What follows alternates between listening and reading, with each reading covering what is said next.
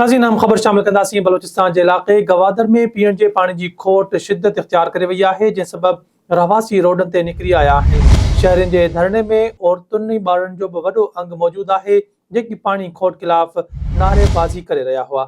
रहवासियुनि जो इहो चवणु आहे त हू पीअण जे पाणी जे लाइ परेशान आहिनि ऐं हुकूमत सख़्ता दिलासा ॾिए थी, पर पाणी नथी ॾिए। वाज़ेह आहे त हेल बरसातूं घटि पवण जे करे ग्वादर जो आंकड़ा डैम सुकी वियो। ग्वादर वासियुनि खे शादीकोर मां पाइप ज़रिए पाणी ॾिनो वेंदो हो, पर उहो बि पूरो नथो पवे। कुझु वक़्तु अॻु हुकूमत फ़ैसिलो कयो हो त 150 किलोमीटर दूर मीराणी डैम मां गवादर वासियुनि खे पाणी ॾिनो वेंदो, पर उन फ़ैसिले ते बि अमल नाहे थी सघियो। अहम ख़बर अवां सां शेयर कयूं पिया।